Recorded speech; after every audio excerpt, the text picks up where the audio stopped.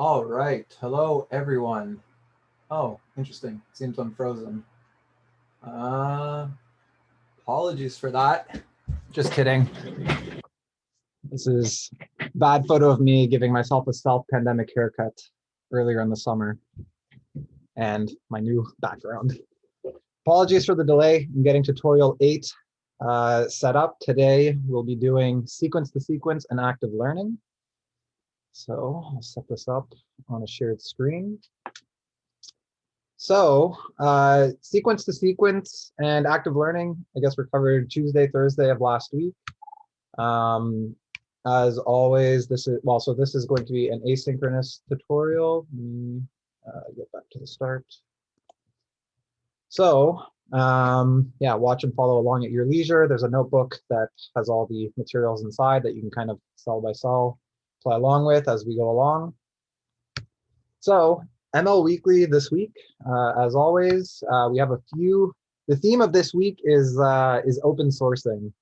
So I guess there's a couple of these that were November 9th, 10th, and then another one recently on November 17th. But anyways, it was announced OpenAI open sourced these frameworks to visualize neural networks. So this first one, two libraries, so Microscope and Lucid, with the intent on being able to improve model interpretability. And again, as always in recent ML Weekly talks or topics, we covered a few of these things, like different initiatives on trying to show what different nodes within a given neural network are doing. And so the idea here is trying to bring together computational graphs, concept, formation, interconnected neurons, all under this guise of interpretability. So again, inspired from a lot of the work that is being done by Chris Olah and others at OpenAI, they want to essentially build out an intuition as to what goes on kind of under the hood of neural networks. So these two open source libraries help to that end, and they're relatively straightforward. You just load up a few, install Lucid and a few other things, and on top, it's built on top of the TensorFlow library. And then with a few relatively easy calls, you can basically pull out what different kind of hidden layers or layers of your network are accomplishing at any given point in the task. So this is from the OpenAI side of things, so kind of more machine learning wide, because it's just neural networks in general, kind of built on CNNs, but neural nets in general. And then these next two are actually more on the reinforcement learning side, which we haven't touched on too much recently, but the first is by Google AI. They open sourced an architecture for massively scalable reinforcement learning algorithms. So deep reinforcement learning is, as I'm sure everyone knows, a very up and coming field within machine learning. A lot of it has to do, the more popular examples have to do with AlphaGo, Dota 2, AlphaStar, as a few of the more notable examples. But in general, it's all in the direction towards a generalized artificial intelligence. And so the Google research team basically proposed what they call seed reinforcement learning, that's built on top of another package or library, Impala. It kind of abstracts away a lot of the complexities that come with building deep reinforcement learning algorithms, how the agents interact with environments, how to render environments, how to update models, how learners are optimized kind of asynchronously as different actors are engaged within the environment. So the goal here is to really try and abstract a lot of that work out, so that the focus really is on the policies and the different types of algorithms that are kind of used to learn different types of tasks and representations. So this kind of captures a lot of that. The main takeaway, it's currently on archive. The main takeaway is that it seems to greatly improve over what was previously Impala network. So here, this is just returns on a given model over the course of training hours. And so the closer you are to this axis, the better. So with a version 3 TPU and 64 cores, their seed implementation is like orders of magnitude better than where Impala could have been after several more hours. So anyways, an interesting package for those who take more of an interest in reinforcement learning. And if anybody does take interest in reinforcement learning and has an interest in pursuing research in that direction, the University of Alberta actually has, so a bit of Canadian pride, has one of the godfathers of reinforcement learning, Richard Sutton, who works there, and a lot of the collaboration on with DeepMind, and I believe OpenAI as well. A lot of the reinforcement learning, like Canadian representation, come both from Mila in Montreal and Richard Sutton's work in at the University of Alberta. So just something to keep in mind or keep an eye out for. And the last one is DeepMind open sources their Deep 2D environment. So it's basically an environment for multi-agent reinforcement learning tasks. And the idea here, so DeepMind kind of focuses on, they introduced this this kind of like demo game. It's kind of like a movable rock, paper, scissors environment where different agents, so these kind of like this little guy here and this little guy here, they have to collect these things in the environment. The more that they collect of a given type to beat their opponent. So where, of course, paper beats rock, scissors beat paper, and rock beats scissors. It's kind of like a 2D demonstration of how this might work. And by kind of focusing on the 2D environment, it simplifies away a lot of the things that are complicated in 3D environments, just in terms of the complexity of rendering and whatnot. So this article kind of touches on it. There's a paper that's recently put out in the whole GitHub library. I haven't played with this myself, but it's the type of thing that, again, if you're interested in reinforcement learning and perhaps these like creating your own 2D games or agents with policies to learn tasks in 2D games, this seems to be kind of a very simplified framework to that end. So yeah, of these last two, or of all these in Machine Learning Weekly, basically open source libraries by major research labs really does accelerate research, broad spectrum. So moving on, today we're basically, as first introduced, covering two things. We're going to be going over sequence-to-sequence LSTM models for different translation type tasks. And note that I put translations in kind of quotes. You'll probably get a good sense as to why. And then active learning as our second topic. So just to build up a bit of intuition for both of these ideas. So again, the sequence-to-sequence kind of prototypical example is translation type tasks. So we take, note the string, the quotations here. This is a string-based representation of an English sentence. How are you? And this can take many different forms, and English phrases and sentences can all be of variable lengths. And another property that they have is they're built off of the Roman alphabet. So different characters of the alphabet, of the English alphabet, or Romanized alphabet with spaces, as well as different types of punctuation. And the idea here is how do you effectively convert this into its translated form in, say, French? French just being one example, because thank God I'm bilingual, so I can do an example at least in another language that I'm familiar with. But really any language and any alphabet that any of those languages might represent.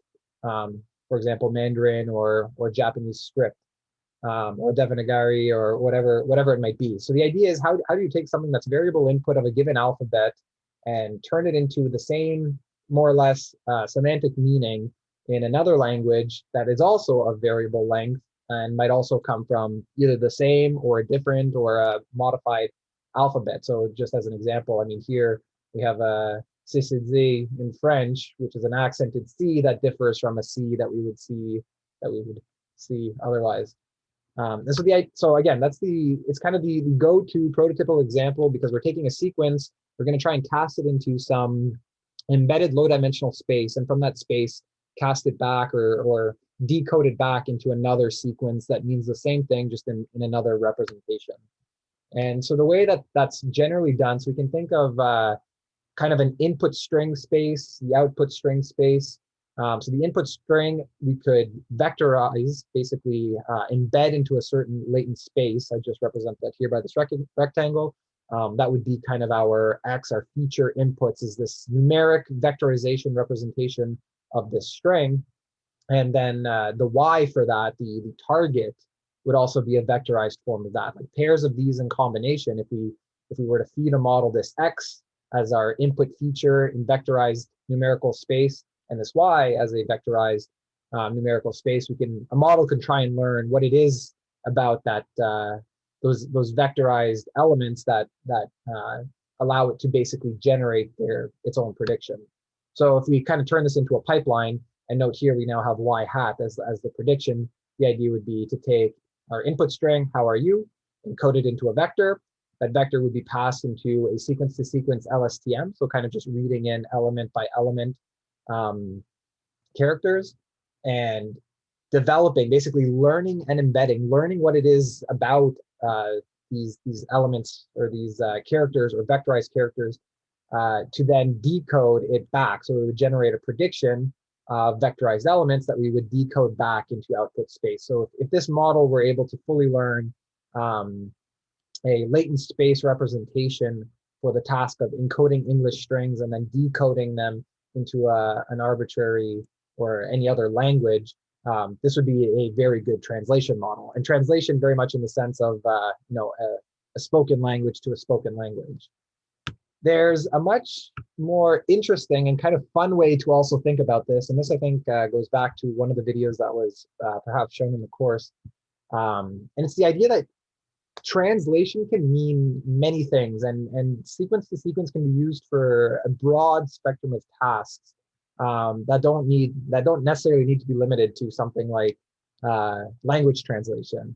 And here, as a kind of fun example, is we're going to try and teach this translation model, the sequence-to-sequence LSTM, not to translate between an English sentence and a French sentence or any other language, but to try and have it translate a string of a math representation and output a string representing the mathematical answer.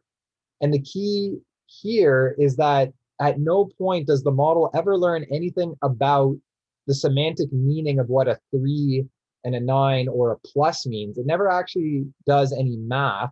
It learns to translate a string of characters, this 3 symbol, this 9 symbol, this plus symbol, and this 3, and to translate that in combination into another string that represents 42, which also just so happens to be the correct addition between 39 and 3. But the key here is the model never actually does any, conventional math to achieve this. It's really a kind of arbitrary, not arbitrary because this has some meaning, but it's basically just a string to string or sequence to sequence task where we assign it just a different meaning to what it is that it's learning. The semantic meaning of words in the English language is what the language or the model more or less has to learn. What's kind of fun here is that we can easily generate a very large number of these strings because we can actually generate them using math, right? We just generate a whole bunch of examples of this value, add a plus symbol, and then this value. We can easily compute what that answer is. And so we can make a lot of pairs of these strings and then teach a model to more or less translate between that input value and the output value. So we'll do that a little bit later. But something else I want to kind of introduce. So this is a fun little aside, and if anybody's familiar with with Douglas Hofstadter's masterpiece book, Gödel, Bach, there is a very interesting kind of an analogy between what I just introduced and this system called the PQ system that he introduces here. So even you or myself as a human, if I looked at this sequence and I see dash dash P dash dash dash, and I'm told that the answer is Q dash dash dash dash, I would look at this and I would have to think, I don't really know, why this necessarily translates to this. Maybe with a few, with a couple hundred examples, trying to look at different pairs of types of strings that exist in valid input string space with their corresponding valid output string space, I might be able to come up with an idea as to what is the meaning of a dash or dashes in combination? Like, what does this P really mean? What does this Q mean? So myself, as even a human, I'd have a hard time trying to understand what the relationship between these two things are. But if we know that dashes or consecutive dashes represent numbers, so two dashes in combination, this P represents the plus operation, and then these three other dashes represent three. This would more or less translate to 2 plus 3, and then the Q would be, say, the equal sign. So that equals, well, here's 5 dashes thereafter. So this kind of hopefully gives you a good sense as to how we're kind of abstracting the concept of, we're just translating something that's meaningful in a certain sense, but we're representing it in some kind of string-based language and string-based output. So in both like input string space and output string space, and it's up to the model to basically figure out what the relationship between those two things are. And so, I mean, just kind of expanding on those examples, the concept here would be mathematically 2 plus 3 equals 5. A string-based representation of that would be dash dash P dash dash dash Q and then 5 more dashes. So what we could do is generate a whole bunch of these as our feature inputs. We would have this, which is basically the question, well, 2 plus 3, but in string form. All the model will be presented is this, and the target sequence value this, and have to learn what it is, what is the relationship between any of these two things. And we can easily, again, generate any number of these things. We just generate a whole bunch of dashes, throw in a P for the plus sign, add another dash between the two, this one, and when we break it down, the equals in this case would be a Q followed by 6 dashes, and so on and so forth. So it's easy to generate a bunch of these paired inputs. And what we hope to show is, or what I hope to show here is that really sequence to sequence can kind of cover a broad spectrum of things, whether it's language to language translation, doing math is kind of an inefficient way to actually do math, but what it really does show is the power that a model has without ever learning, again, the concept of what a number or what a dash or what combinations of characters, combinations of dashes mean.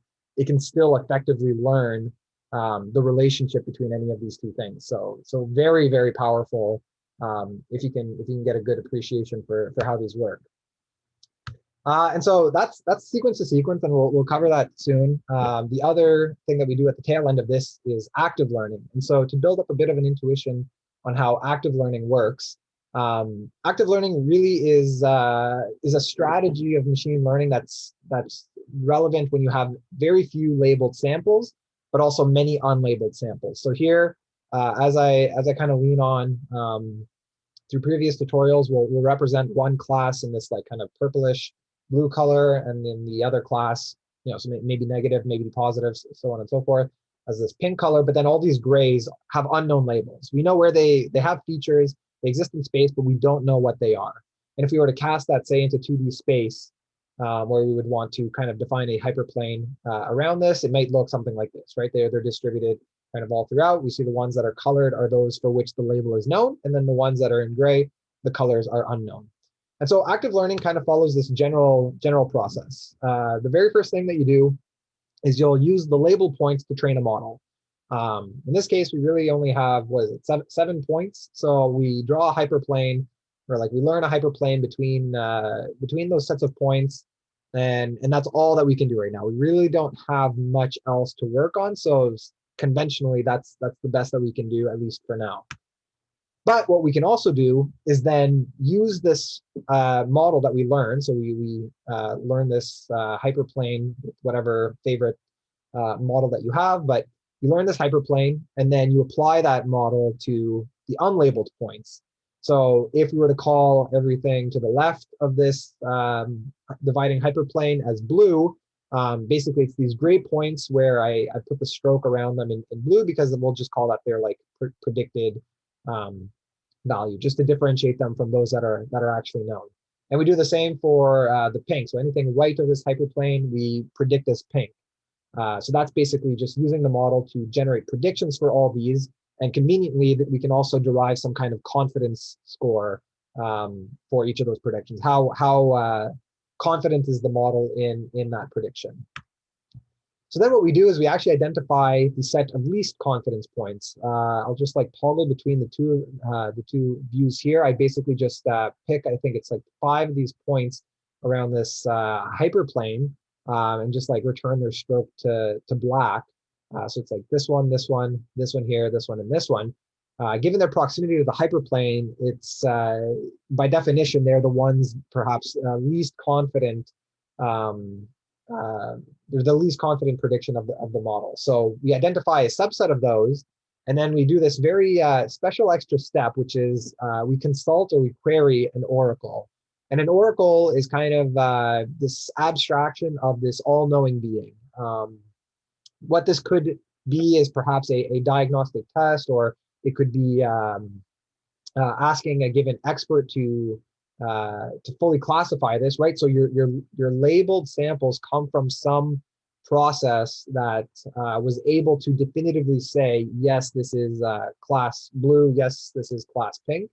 So an oracle here could be, say these are interacting or non-interacting proteins. You could actually go and say, spend time in the lab to determine whether or not this point, and this point are in fact interacting or non-interacting, and let me know. And once I know that, I've actually grown my set. So what I've done here is I said, like, among these unlabeled samples, the oracle, so again, in this kind of like yellowish color, the oracle, the ground truth defining factor, has now colored these conveniently for us. They said this one, while it was unknown before, is in fact pink. This one is pink, this one's blue, this one's blue. And if you look at where those fell along this line, one of them was this one, right? So it had previously been predicted, or at least in the last step based on this model, it had been predicted as pink, but it turns out to in fact be blue, same as this one up here. And one of these other ones here, I think, was blue, and yes, in fact, it is blue. And then there's a few others that are pink. But what we can see now is that we've grown the amount of information, or we've grown the amount of labeled samples from which we can learn this model. So given that, we can actually retrain the model. So if we toggle back and forth, we can see that we now use that new information to learn a new kind of decision boundary, a new dividing hyperplane, which again does particularly well here. And then all we do is repeat this until some stop criterion, right? It tends to be expensive, both perhaps in time or in labor, to annotate these points. If it wasn't expensive, maybe all of these would have been labeled, and we wouldn't have to rely on these unlabeled samples. So active learning really is one of these applications where you kind of you leverage what is known. You learn a model, you identify the samples that will help refine that hyperplane to the best of your abilities, and you kind of go back to your labeling process to kind of update your data set so that you could learn the hyperplane again. And we do this as many times as needed, right? Because we've defined a new hyperplane, there are now, and if we, again, repredict these as it's kind of shown, they're repredicted. You know, this point here, this point here, this one here, there's a couple of these that are relatively close to the hyperplane that we might not necessarily be fully confident that our hyperplane, you know, does it go here, or does it, if these here were blue, we might want to cut it, you know, back around here. So the idea is that you continuously, or like you iteratively update your hyperplane with new information as you go along. So all that to say, we're going to go into the notebooks just to demo this a bit more explicitly. Everything is covered in the one notebook, so you kind of just like work through cell by cell each example, and yeah, we'll do that now. So so starting again with sequence to sequence. So just going back to that idea, sequence to sequence, the canonical example is language translation. What's this? And so yeah, typically we want to encode our input into a latent space and hopefully decode it into another. So encode a sequence from input space into a latent space, and then decode it into another language or whatever other representation it might be. And the challenge here is that typically your inputs and your outputs are not of fixed length. They won't necessarily be of fixed length. They won't even necessarily be of the same alphabet. So what's important here is to realize that sequence-to-sequence models to learn what it is that maps one representation to another, that typically requires a massive amount of data. So that's one limitation. So we will, in this case, we're leveraging a task that we can actually easily generate a large amount of data, because coming up, again, if we're going back to the idea of teaching it addition by simply translating one string to another, that's pretty easy to generate because we can actually use the computer to generate mathematical statements, but the model will have to learn that. So let me reconnect the runtime. So yeah, we'll generate thousands of string representations of math equations. So a string representation of 39 plus 3, and their target string representation. So the answer in this case is 42. We'll vectorize these. We'll train an LSTM model to learn this quote unquote translation task. And yeah, that will effectively convert a query string from kind of question language space to a target string in answer language space, just to be a little colloquial about it. So the idea here, we're doing addition. So this is built off of another tutorial that was done in the Keras model. So we load at the beginning just a bunch of stuff. This is kind of like an intro to the materials as well. This is kind of the heart of being able to encode and decode from character strings. So this is like a character table that we can initialize based on the kind of space of possible, for the alphabet of possible characters.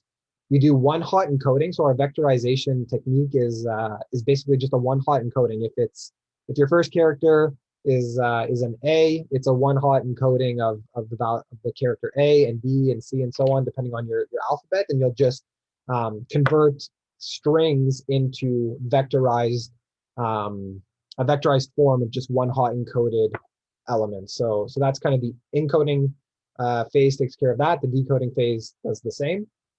And this just sets up a bunch of colors that are useful later on. And so we can then generate just kind of these massive training sizes. So we're doing basically 50,000 training samples. We'll just generate that many strings. We also want to limit the size of the string. So we're going to only do numbers up to 3 digits in length, right? So it'd be things like upwards to 345 plus 678. So we can define the number of digits we want. The maximum length is just the number of digits in one. So 3 digits plus the plus sign plus the another 3 digits. And this is our character library. So because we're doing math right now with actual numbers, we have 0, 1, 2, 3, 4, 5, 6, 7, 8, 9, the plus sign. And then if we don't have a three long number, we include the space so we can pad it out so that they are of equal length. So I'm just going to run these just to get set up. And this is where the character table, C table, this is basically just initializing with the characters that we define of our alphabet. We just generate that library, and we're going to have sets of questions. So the number of questions will be 50,000. We'll have expected answers, so the string representation of the answer. And we want to avoid duplicates, so we're just going to avoid either the exact same question answer pair and also the reverse of the two. We don't want to have 345 plus 678 as well as 678 plus 345. So we avoid cases where we'll have duplicates. So that's run. So here we're actually going to generate the data. So while this is going on, we're just going to randomly pick a set of numbers for the digit length, so upwards of 3. We sort them, and if they're one that we've already seen, so by sorting them, we can take care of the duplicates. If we've seen it already, we avoid it. And yeah, then we just format it as a string. So whatever 3 characters we picked of A, whatever 3 characters we picked of B, we just encode it as a string, and that becomes our query. So it's the query plus if it's not padded, if it's not the length, the maximum length, we just pad it with these space symbols. And then the answer is literally just the addition between the two, right? So we just add A and B together, turn that into a string, and save that as the answer. We also pad it with spaces in case it's not equivalent to the maximum size. And yeah, the reverse is just taking care of Yeah, okay, so yeah, this is, if we have trailing spaces or leading spaces, we just take care of that here as well. And so we just add those all together and we generate 50,000 samples. Then we vectorize them. So the vectorization is basically turning them into the one hot encoding format. So that's where for each of the questions that we have, we just call the C table encoding of that sentence, that string-based or sentence-based representation of the equation with max length. We're going to do the same for the C table of the Y values. And while that's running, because there is quite a bit, 50,000, we're then just going to randomly shuffle them and then split them up into, we keep basically 10% for validation purposes and then training. So we just, this is just like a slice-based split between the two. And I guess vectorization is done. So we set that up so we can see our different training and validation sizes and sets. And then here, all that we do is set up what is more or less a relatively simple LSTM model. So we're going to be, yeah, our RNN will be an LSTM layer. We're gonna have 128 different layers within. And then our batch size is 128 hidden nodes within one layer. It's just, again, as always, a sequential model. You can kind of like read through, but basically we add on the RNN layer. Repeat vectors ensures that that as you're working through the model, you're generating predictions for each of the sequences that are internal. If you're unfamiliar with repeat vectors, I'd refer you to the API, the Keras API, just to read up on it to get a good sense as to how it works. And yeah, and then, well, for I in range layers, in this case, we're really only using one layer. Yeah, we basically, we add it in, we add a softmax or dense layer, the softmax activation at the end, and then we're going to compile everything together with cross entropy, atom optimizer, and we're going to use accuracy. And just to summarize the model, I think before, I guess, building it, yeah, this will just build the model so we can get a good readout of what's inside. We have about 200,000 learnable parameters within. And then all we're going to do is basically train this over 200 epochs. And I think I want to kind of demo this while it's running. So I'll just kind of work through here. We're just grabbing we set a few different parameters. We have a few different metrics that we're going to want to read out. We're going to do this over 200 epochs. This is erroneous. Might have forgotten to take that out. But yeah, we're basically going to fit the model. And as we go along, yeah, grab each of these. I guess we stop if validation loss doesn't change beyond a certain tolerance. So we grab a few of our metrics here. And we're also going to show, we're going to grab, so from our validation set, grab a subset. In this case, we're going to grab 10 samples and then just basically decode them back so we can see what those samples are, what the predictions are, so predict for them, decode them back, determine what the correct value for that is, show what the guess is, and then just print out a bunch of information, add a check mark if it's correct, add an X if it's not, color it accordingly. And then at the very end, we're going to plot the performance of all this. So more or less in a nutshell, what that looks like is something along these lines. Once the model kind of kicks off, we're going to, so here we go. So we're training on iteration 1. We actually do pretty poorly. These are the examples. So you can see as this is going through, we have values like the query was 927 plus 205. Well, as this is kind of churning through, sorry. You can see that it's getting it wrong more or less of the time. You can see what it's guessing here. The target is 888, or you can tell these are wrong. But where there are check marks, it gets it correct. So you can tell. I mean, what are we at right now? Validation accuracy is around 70%. Oops. So iteration 15, we're getting upwards to 76%. We're starting to get a few more correct.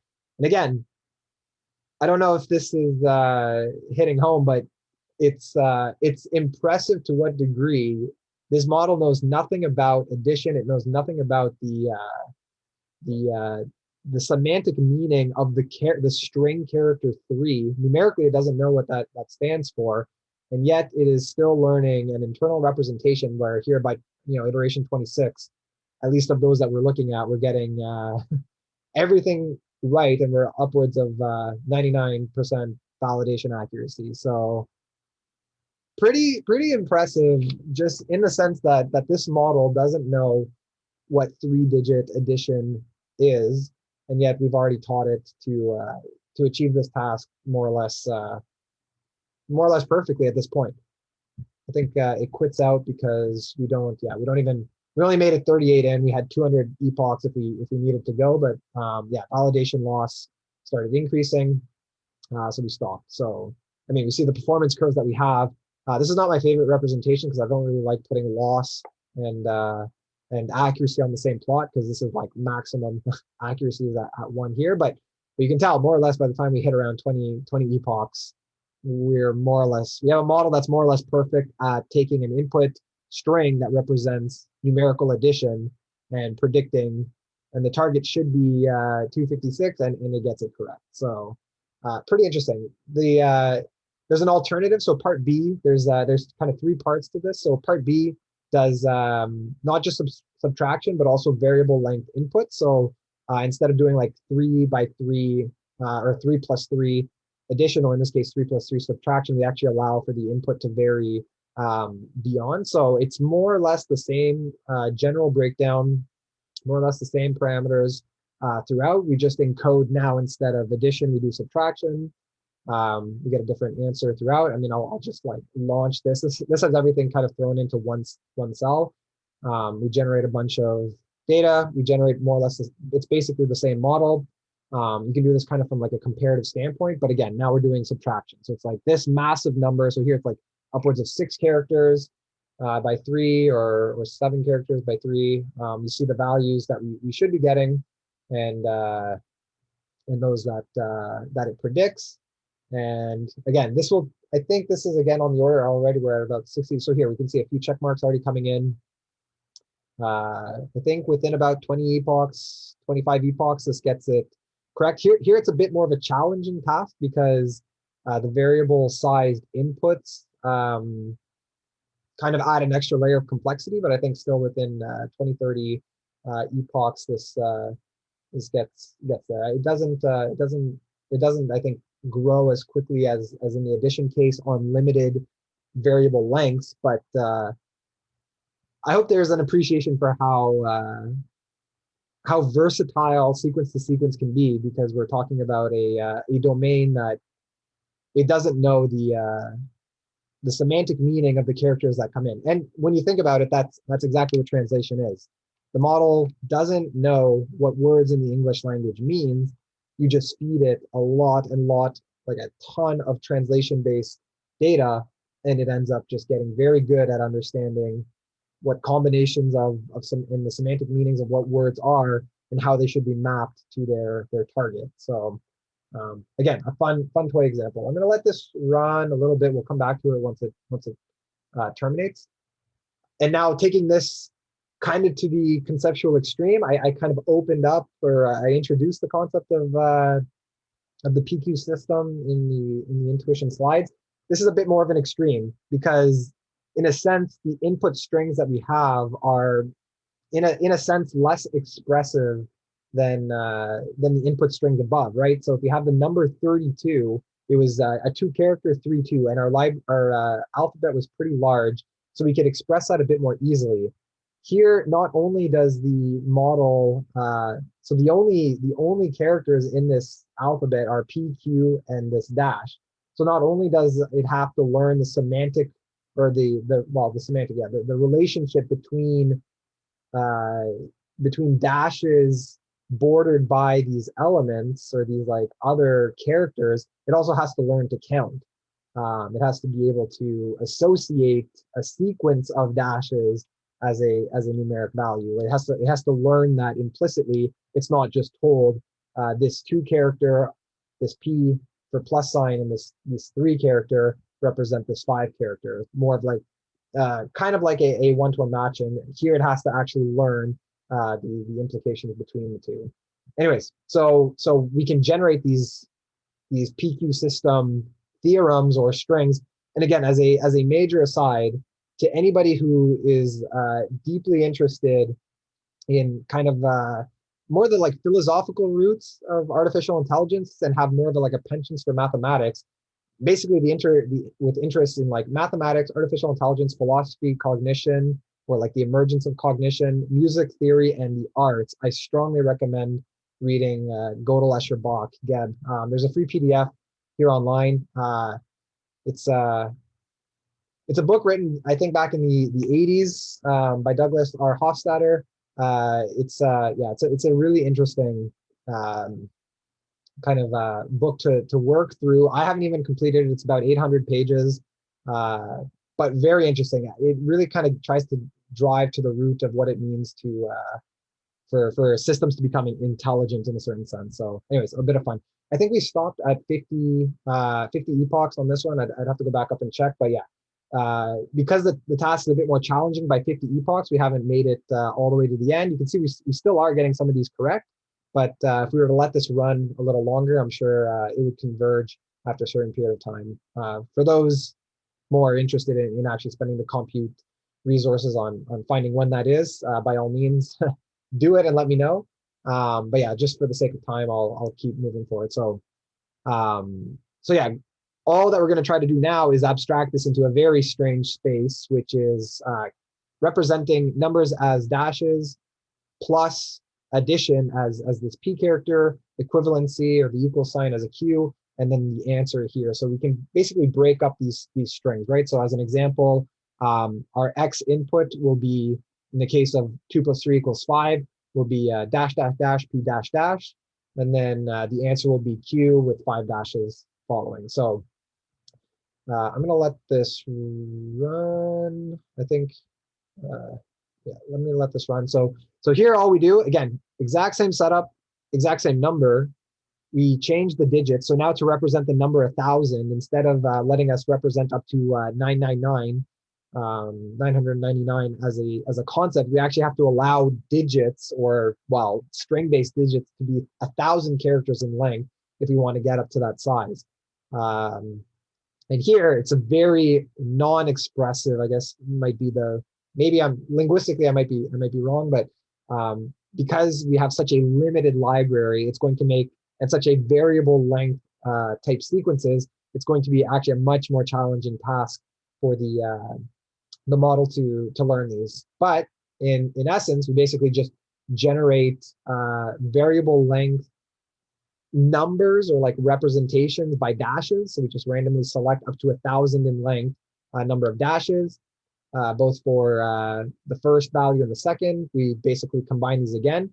Now, instead of the plus or minus sign, we have this p value that's thrown in, and our answer is just the length of the number of dashes of A plus the length of the number of dashes in B. We just multiply that by a dash character, and we add that to a q. So it'll be q dash dash dash, however the sum of the number of dashes are. And we more or less go through the exact same thing. So we can generate a whole bunch of these. We'll vectorize them in the same way. I'm actually not going to run this because I did run the up until 50 epochs to completion, and it took a lot longer. This was a much more difficult task for this somewhat limited LSTM to learn.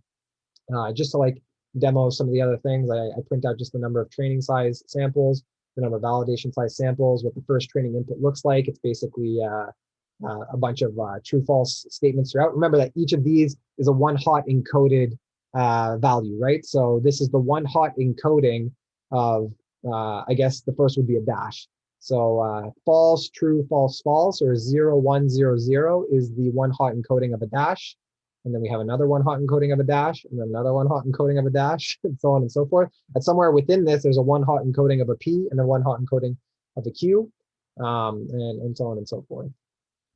So yeah, we generate a bunch of samples. I won't necessarily vectorize these. I'll just like kind of skip over this, and then we'll get on to active learning. But we basically run through the exact same thing. Here, I'm printing them out, and we made it by epoch 45. I think we get a higher validation accuracy than in the subtraction example. You can also see just the massive length of these things that are going in, right? So it's a query string of like, I couldn't for the life of me count these in front of you right now, but then there's the plus symbol, and then we go on and on and on, and eventually it ends, and then the query result is this here. The query target is this, and I guess the what it predicted is this. And if we kind of like compare length to length, I don't know, this is perhaps a bit ambitious, but I think this is the end of the target string, and this is the end of the query string. So it's getting close, but it's, again, it has to learn to count characters here. So it's actually off quite a bit on these. But anyways, we get about 83%. If we let this run a lot longer, I'm sure eventually it would converge, or we can make a more complex model. But again, just as an appreciation for how exciting it is to conceptualize string alone. You're teaching a model to count and to do addition purely as a translation type task. So anyways, sequence to sequence is very flexible, very powerful.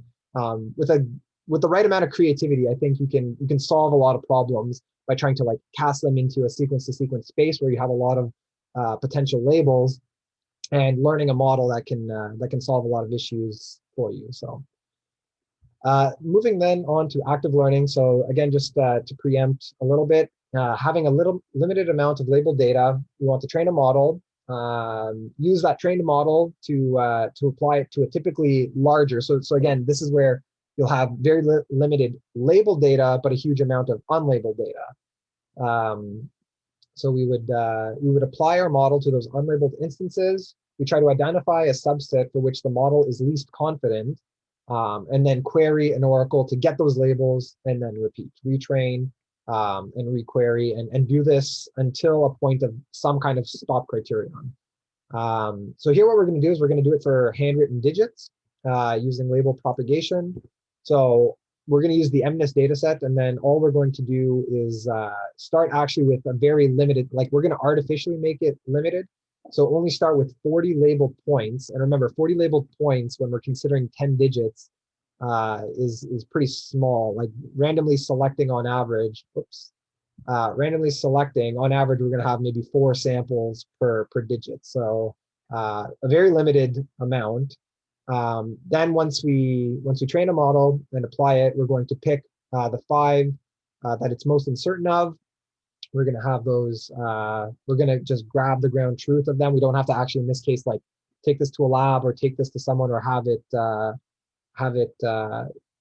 the ground truth label defined. Otherwise, we have them conveniently available. So again, from a demonstrative standpoint, we have everything that we need, but we're just going to like artificially just demonstrate what active learning is, assuming we didn't have them, had to go and grab them, and so on. So we're going to grab the labels for those 5 new ones. So then in the next iteration, we're going to have 45 samples, labeled samples instead, and we're going to do this 4 times. So our stop criterion on this case is just like iterate 4 times.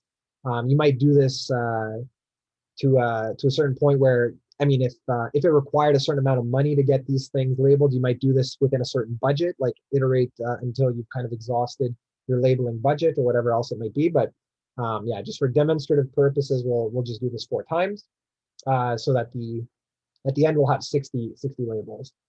And so yeah, you guys could change this max iteration to whatever it is that you want. I think we subsample about 330 samples, so you can't really go max iterations beyond well, the size of the limited data set. But if you want, you could also you don't have to like truncate the data set either. So what that looks like is, again, load up a bunch of stuff that we're going to use to run all this. We're loading the digits data set. We grab a subset of, so again, 330 samples. So we just slice out that number in terms of the X features, image features that are going in, and their labels, and then we just kind of combine those, or those are the X feature values and also the images, and then yeah, we're going to start with 40 and iterate well 4 or 5 times, anyways. So we'll run this, and then we're going to start the active learning process. So here, for I in range max iteration, which, well, I guess in this case it's 5. We're going to basically grab our set of labeled instances. We're going to learn, so here I think it uses KNN, so there's a little note on the concept of transductive learning.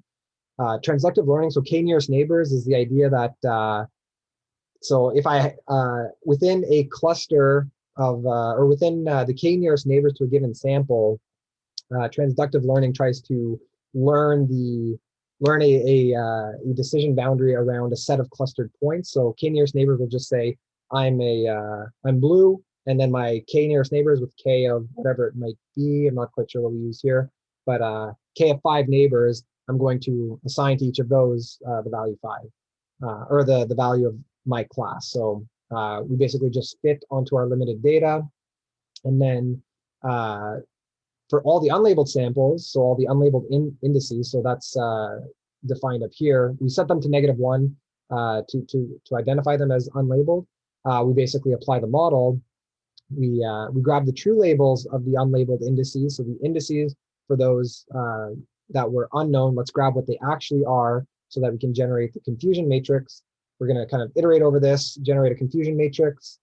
The prediction entropy is what we use as a measure of how certain or uncertain that we are to that point. So we grab the values for basically all of them. We sort them. We generate a number. We basically grab the indices of those, and then we basically select. So here we select for 5 of those that we care about, and we also grab the images for each of those so that we can demo them. So this will kind of make more sense once we actually like run this and look at the actual output, but this more or less follows the same structure. And then as we go through, we basically build out the results per iteration. This actually goes pretty fast. So I mean, by the time I've even scrolled down, it's done. But if we go through this history on label 0, we had 40 labeled points and 290 unlabeled of a total of 330.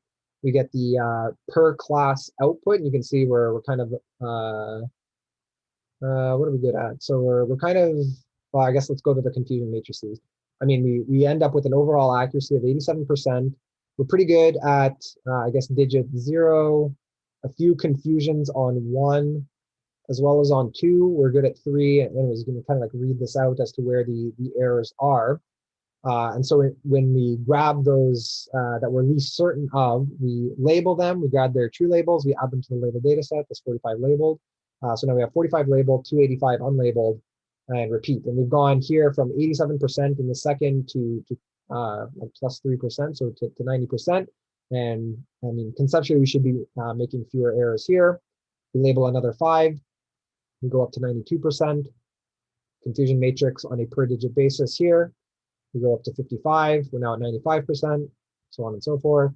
And finally 60, we end up at 96%.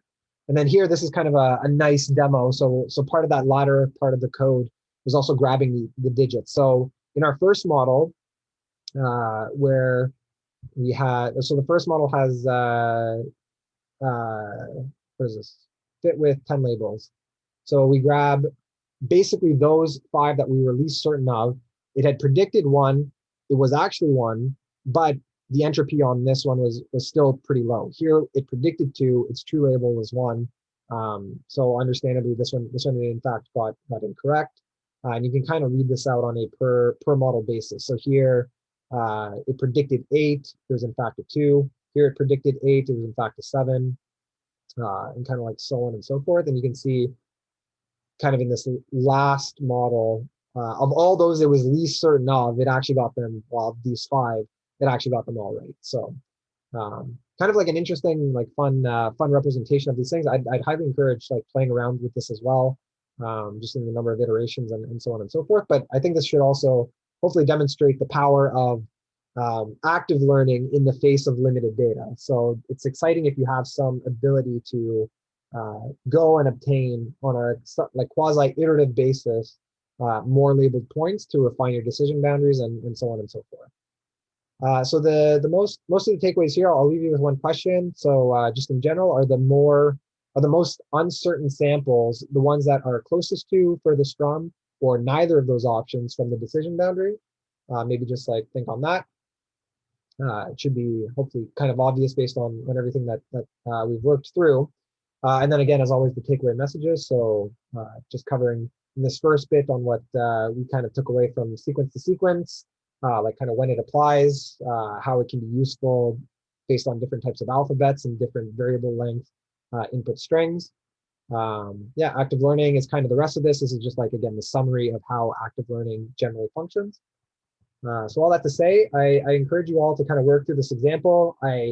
For those of you who like kind of the more esoteric research type things, or like kind of open philosophical questions around artificial intelligence, I cannot emphasize working your way through Geb enough. I came across it when I was doing computer science at McGill, and it was actually it was really intimidating then. It's still pretty intimidating now, to be honest, but I couldn't recommend it enough for those of you who want to kind of like conceptually think about these things. It was written in the 1980s and ended up inspiring a lot of research into artificial intelligence, kind of precursor to machine learning at the time then, but it takes a bit more of a philosophical uh, thread and a much more mathematical. It really tries to get at what underlying intelligence is, which kind of differs from the way that it's thought about now. But anyways, I'll encourage you guys to read up on that. And yeah, without further ado, I wish you all the best in learning about sequence to sequence and active learning.